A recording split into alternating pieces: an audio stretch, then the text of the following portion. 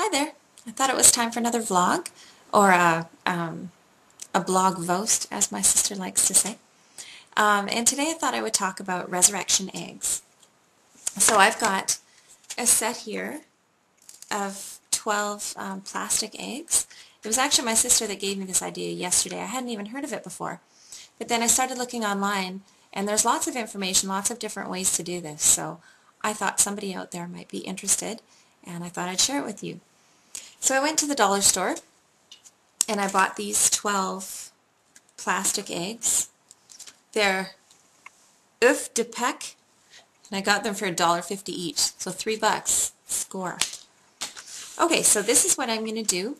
Put in each one. What these things are, resurrection eggs, really the idea is just a way to tell the story of Christ's crucifixion and resurrection. It's a way to talk to your kids about Easter, so it would be appropriate to do with, with your own kids or with a Sunday school class or that kind of thing. I'll just be doing it with my own kids.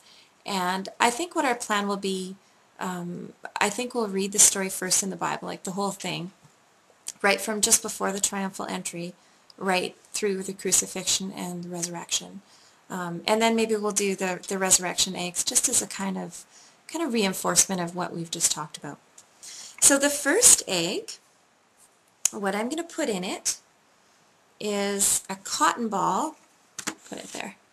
There's a cotton ball, and I'm going to put some perfume on, because the night before the triumphal entry, just put some,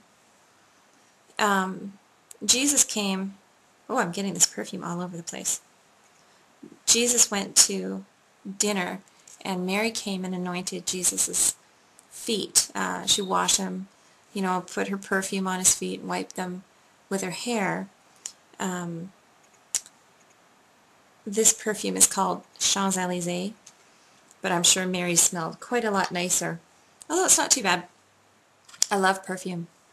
Perfume is something, I have so many bottles of it, and if my husband gave me perfume every year, I would just be such a happy girl. I love it. Love perfume. So that's egg number one. Smells good. In the second egg, I'm going to put my best effort in a palm branch. It's actually a little plastic potted plant from a Playmobil set. If I could have found a little tiny donkey, that would have been so great. Because this, of course, this egg is talking about when Jesus, the triumphal entry, when Jesus rode in to Jerusalem on a donkey, and the people waved their palm branches, and we're so happy to see him coming. So that's egg number two, the triumphal entry. In our third egg, I'm going to put a little piece of bread. It's actually pita bread. And this, of course, this egg will be talking about, the Last Supper, when Jesus had Passover with his disciples. And that's that great part in the Bible, those chapters in John. They're some of my favorite chapters in the Bible. Where Jesus talks about all those wonderful things. I'm the vine, and you are the branches, and abide in me, and all those other. It's just fantastic chapters when Jesus speaks really, really plainly and really quite intimately with his disciples. So that's what that egg is going to be about. And then, of course, we have a very sad egg. And in this egg, I'm going to put 3 dimes. These are our 30 pieces of silver. And we'll talk about the way that Judas betrayed Christ and sold him. 30 pieces of silver was Judas's, was the amount of money that he took to betray Christ and identify him to the authorities. In our next egg, I'm going to put, where did I find it? I'm going to put some spiky, I don't know if you can see them. This is actually part of a raspberry cane. I was looking for some thorns to symbolize the crown of thorns that they put on Jesus' head, but we don't really have a whole lot of thorns in our backyard, especially not in the beginning of April. Like, we mostly have snow in our backyard. But I did find these raspberry canes, and they're pretty spiky, a little bit thorny, so I thought this would help the kids to at least get to touch some thorns. And our next egg will be of course, the cross. This is a cross. It's pretty fancy, kind of ornate. We got this in Ethiopia. I would have preferred to have just a plain little cross, like just a wooden one or something, but I don't know, we don't have a whole lot of crosses in our house. This is about the only one, so I may be able to find a plainer cross one day, but certainly not for this Easter. So there's our cross, and we'll talk about how Jesus was crucified and died for our sins. The next one is going to be a die, I guess it's not really dice. We're going to put a die in there, and we're going to talk about how the soldiers gambled. They cast lots to decide who got to keep Jesus's garments. So that's what we'll talk about there. Now we're already on egg number 8. And in this egg, I'm going to put a nail because, of course, Jesus was nailed to the cross. He had nails in his hands and his feet. And the next one, and this would be egg number, I think, egg number 9. There's two things. There's going to be this piece of sponge, because when Jesus was hanging on the cross, he said, you know, I thirst. And one of the soldiers put some vinegar in a sponge and held it up for Jesus to drink. And the other thing that's going to be in this is a great little sword.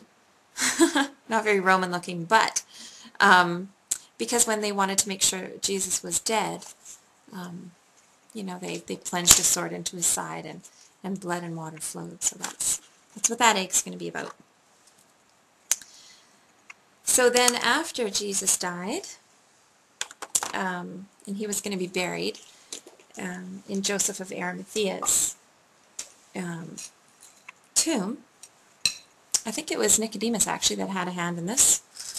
They prepared Jesus' body for burial. So I've got some spices here. I don't know if you can really see. I've got some cloves and some cardamom for when he was going to be entombed. They used spices to prepare his body for burial. So there's our spices. And number 11, in here, we're going to put this rock. And this rock symbolizes the stone that, you know, they used to seal up Joseph of Arimathea's tomb, well, Jesus' tomb now, to seal it when he was dead and buried. And of course, that's when everyone lost hope and believed that, you know, he couldn't have been the Messiah after all because things didn't work out the way that they had expected them to. And it was with great sorrow that they rolled that they sealed up that tomb. And then the last egg is going to be empty. Because, of course, Jesus rose on the third day. You know, when Mary and the other Mary and the disciples came running to, or, well, you know, when Mary and the other Mary went to go see the tomb, and they found the angel sitting on the stone saying, you know, he's not here, he's gone, he's risen. And they ran and told the disciples, and they ran, and it was all just a lot of excitement. And that's not the end of the story, but it's the end of the story that we're going to tell with the eggs. So I just have these resurrection eggs. It's kind of funny, isn't it, really, to combine the story of the crucifixion and resurrection with plastic eggs, which are very pagan. But you know, I'm not gonna fuss too much about it. I think it's a neat idea. I've got these in just a regular egg carton, and I think what I'll do today is somehow cover it and make it nice so it doesn't say Canadian Harvest brown eggs on it. I think we'll do something nice to the carton to make it lovely. So that's it. I hope this is helpful for somebody. And if you make resurrection eggs, have fun. That's it. Happy Easter, everybody.